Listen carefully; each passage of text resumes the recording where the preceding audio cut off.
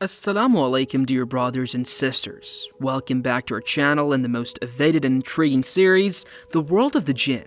In our previous videos, we've covered almost everything about jinns, including how they look, where they live, what they eat, what their animals eat, how they possess humans, and how to be safe from their possessions. Today, we'll discuss an accusation that the jinn themselves had levied upon the great Prophet of Allah, Suleman alayhi salam. We'll explore what the accusation was, why it was levied, the truth about the accusation, and a little introduction of magic. So, without further delay, let's delve into the video. Suleman alayhi salam was a noble and one of the greatest prophets in Islam. Alongside being a prophet, he was a king of a vast kingdom. In fact, his kingdom was so vast and huge that no one till date had such a vast kingdom that Suleman alayhi salam had in his time. This is because he himself had made a supplication to Allah to grant him a kingdom so great, the likes of which no one has seen and will never see till the end of time. And Allah subhanahu wa ta'ala accepted his prayer. Now, apart from the vastest kingdom, Suleman alayhi salam had also asked for certain more things, which included control over animals and birds, the winds, iron, and the jinn kind, and all of them were granted by Allah subhanahu wa ta'ala. And to Solomon we subjected the wind. Its morning stride was a mouth's journey, and so was its evening stride. And we caused a stream of molten copper to flow for him, and we subjected some of the jinn to work under him by his Lord's will. And whoever of them deviated from our command, we made them taste the torment of the blaze. The wind, the animals and birds, and even the jinns used to work under Suleman alayhi salam as commanded by Allah subhanahu wa ta'ala.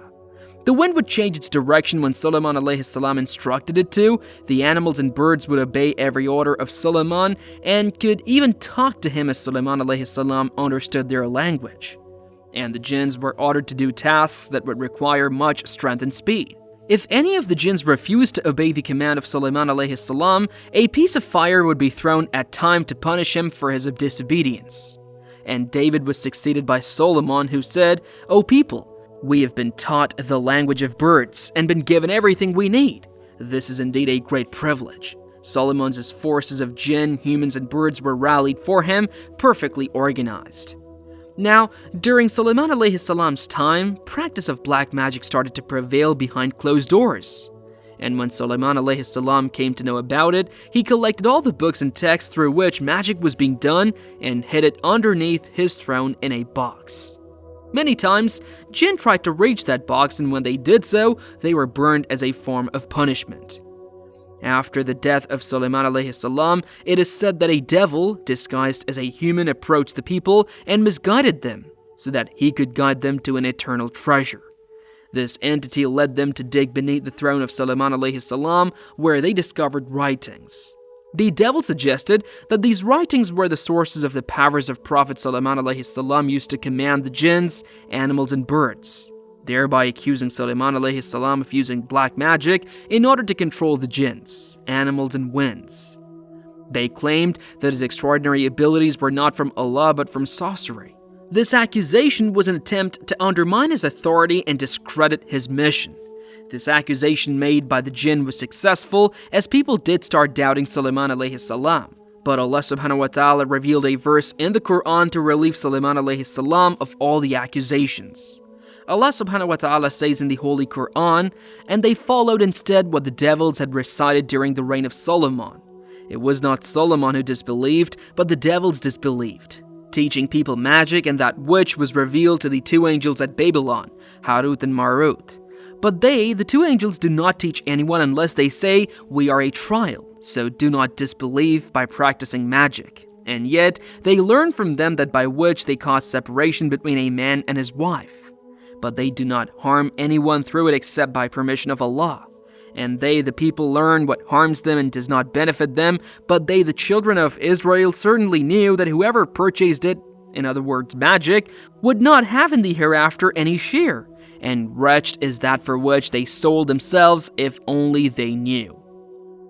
In this verse, Allah subhanahu wa ta'ala clearly mentioned that the people were doing black magic and thus following the devil.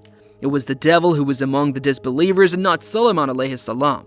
Therefore, it also implies that whoever practices black magic is disbelieving in Allah, because Allah subhanahu wa ta'ala did not state that Suleman alayhi salam did not practice black magic, but instead he stated that Suleman alayhi salam did not disbelieve, which implies that black magic leads one out of the folds of Islam. This verse clarifies that the accusations were baseless and that Prophet Suleman alayhi salam was innocent of any wrongdoing. This incident teaches us several lessons. First and foremost, even the greatest of prophets in Islam are not immune to slander and false accusations. Secondly, there is a fine line between miracles that were gifted by Allah subhanahu wa ta'ala and magic, which many are unable to distinguish, and therefore they fall into disbelief. And thirdly, Allah subhanahu wa ta'ala always saves his loyal servants from such false rumors throughout his life and even after his death. That's all for today, dear viewers. This was the last video in our The World of the Jinn series. And we really hope that this series might be very informative and engaging for you. If you want us to make videos on any other such topics, do mention it in the comments box. If you found this video informative, don't forget to like, share, and subscribe to our channel for more insightful content. JazakAllah Khair for watching. Assalamu Alaikum wa rahmatullahi wa barakatuhu.